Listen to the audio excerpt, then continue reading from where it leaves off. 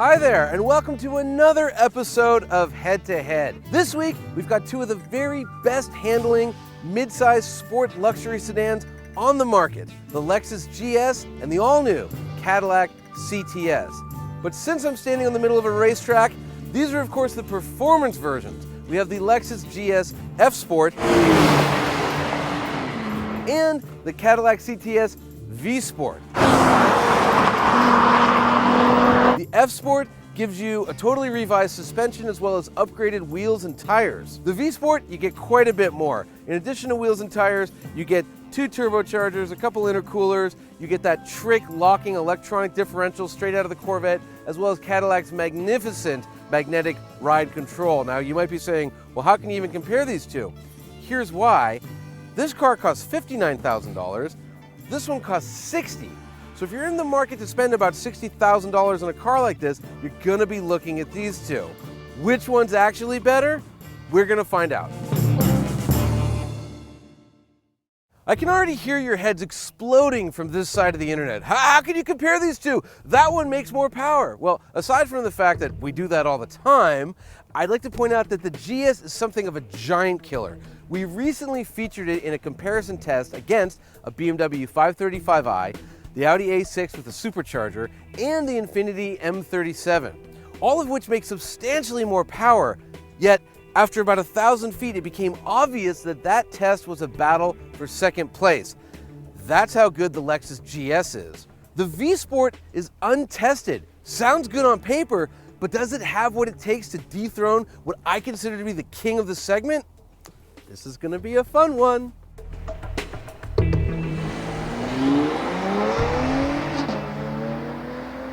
We're starting off in the Lexus GS F Sport. Now the GS was all new for last year, except for the engine. It was a carryover engine. 305 horsepower, 277 pound-feet of torque. Not a lot for the segment, but the GS is extremely light. So let's see what the numbers are. Launching this car, if you try and do anything funny, it just sort of starts upshifting. So I just turn everything off, put it in Sport Plus mode, and floor it. 60 miles an hour is going to happen in 5.4 seconds, and that V6 is going to hustle us down the quarter mile in 14 seconds flat at 101 miles per hour. And now we do our 60 to 0 braking test. A little bit of drama, but the Lexus GS stops from 60 miles an hour in 110 feet, which is good, but not exceptional. All right, here we are in the Lexus F Sport, and this is a great car to drive. You know, we're going around doing limit handling on our figure 8 track, and it's balanced, it's light. You can actually feel just how light this car is. The way it turns in, the way it responds, how you don't have to get on the brakes too hard, even though you're moving at a pretty good clip of speed. Little bit of understeer maybe, but then you put the throttle down, you get a little bit of tail out oversteer. Very, very good car, very neutral. Little pushy, but you know, hey, it's a family sedan at the end of the day. As far as time goes, it can do the figure 8 in 25.4 seconds, which is a very good time. And so the Lexus is relatively quick, but as we know, the V Sport here has 2 turbos, so it will be quicker. How do you launch it? Basically, at right around 2,000 RPMs, you're going to get off the brakes. You want to put a little bit of spool up into the turbo so it's producing as much torque as possible, but it is such a torquey motor that if you have too many revs, you're going to get some wheel hop and you're not going to go forward. So, here we go. Okay, we're flat, we're going. And the V Sport here is going to hit 60 miles an hour in 4.4 seconds before dashing through the quarter mile in 12.8 seconds at 111.9, call it 112 miles an hour. And now we do our 60 to 0 braking test. I was put my cameraman's head to the window because this car stops in 98 feet from 60. That is the best stopping sedan we've ever tested, full stop. Amazing. Now we're taking the Cadillac CTS V Sport around our figure 8, and this is such an incredible car. This is actually why you buy the V Sport. The way it handles, it's just incredible. Nothing but grip. And then the real party trick is you've got that trick electronic locking differential from the Corvette. And so it's a rear-wheel drive car where you can actually put the throttle down mid-corner. And it's like driving an all-wheel drive car. It lets you use the throttle to go around corners faster. If you don't goof around and kind of keep the car pointed where it should be pointed, it'll go around the figure eight in 24.7 seconds. And we have a saying at Motor Trend that any car that can get into the 24s is a very good car indeed.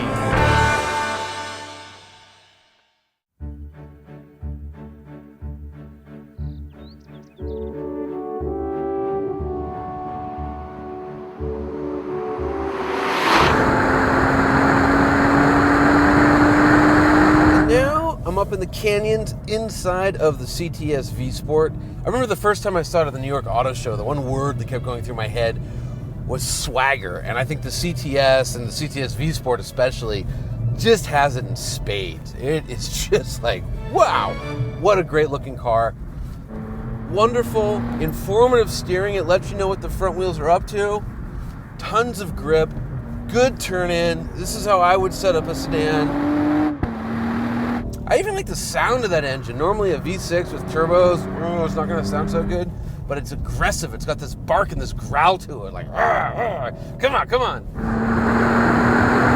As for the names, V Sport and F Sport, for their flagship or near flagship cars, that's the best they can come up with, F Sport and V Sport. Wouldn't it be better if this was the Sedan DeVille?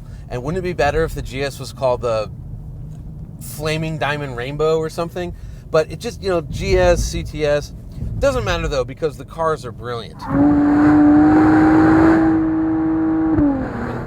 420 horsepower, 430 pounds of torque, and it's turbo torque, so it's available from like 1,500 RPMs on, and it just screams down a canyon road like it's nobody's business.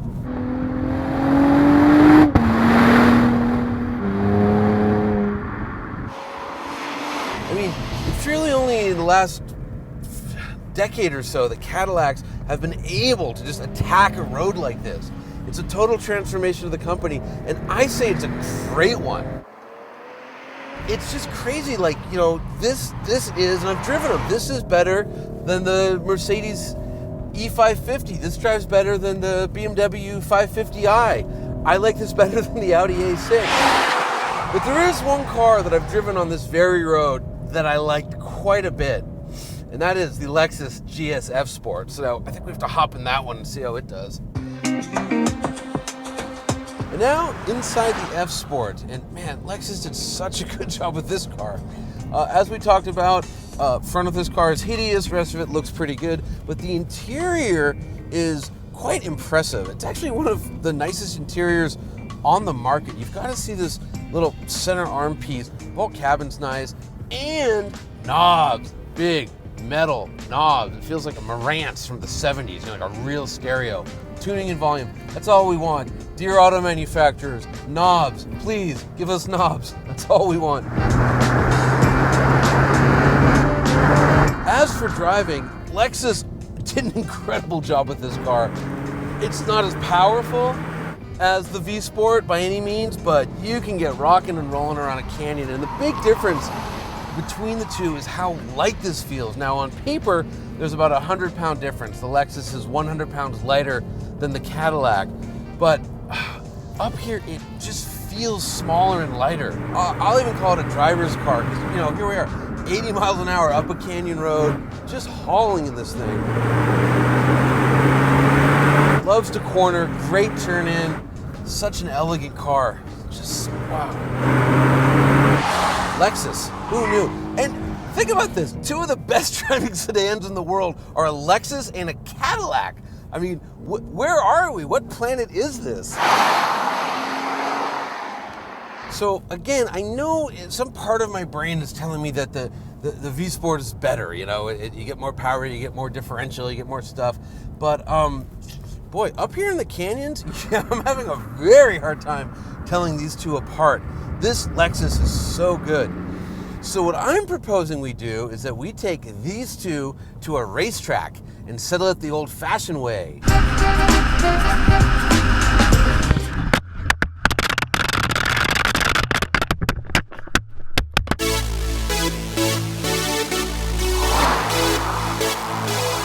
Okay, here we are at our home away from our home away from home, Buttonwillow Racetrack in lovely Buttonwillow, California, and we finally got the CTS V Sport on a racetrack, and wow, what a vehicle! Just so you know where I'm at right now, I've got the mode selector in track mode, meaning I have the stiffest suspension settings possible. I've also got full throttle response. I have the 8-speed automatic transmission in manual mode, so I'm able to control the gears I want. Going down the back straight here. This thing just hauls. There's so much power. And now we're going through my favorite part here. We have the S's, and this is where that magnetic ride suspension really pays off. You can just hammer on these things, and it's like the faster you go, the better it is. Just incredible, this car. Cadillac, who knew? The control is almost like you have an all-wheel drive car, but you still get a little bit of rotation, and it's fun.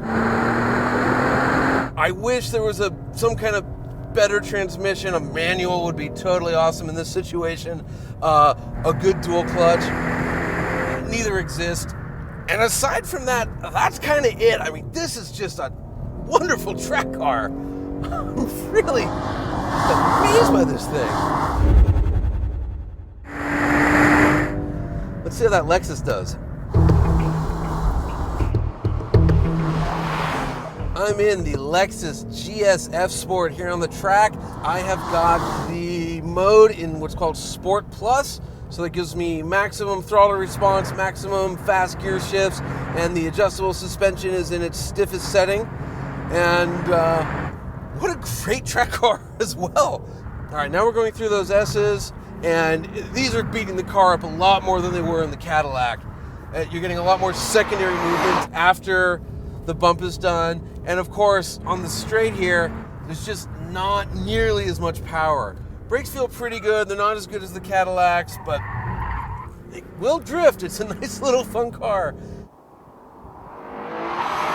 You know, it doesn't have the fancy differential that the Cadillac has, but it doesn't need it either because it's making so much less power and torque that you can kind of go flat whenever and you're waiting for the car. And it's unfortunate, you know, and you get into it's one of those weird things that Japanese luxury brands like to do where, you know, they're like, this is the engine you need. You can't have a more powerful engine because you don't need it, even though you might want it. You know, supposedly there's a GSF coming, but you know, no one's seen it. We've been hearing that rumor for years and years. And it's too bad because this chassis can handle a hell of a lot more power. It really, really could. More power and more tire too. You put those P0s from the V Sport on this thing, and it would be a lot better. Well, try as hard as that Lexus did, and it tried. It's just no match for the CTS V Sport. The Cadillac was better at the track. The Cadillac was more fun up in the canyons, and it is just cleaning up here on the racetrack. It's really no competition. It's funny because a little while ago we took our long-term CTS V wagon to the Nürburgring, and that's when they were developing the new CTS, and no one knew anything about the V Sport at the time, but it was pretty obvious to our ears that we were hearing some turbocharged cars whipping around the ring, and they looked great, and now I'm driving it, and it totally makes sense.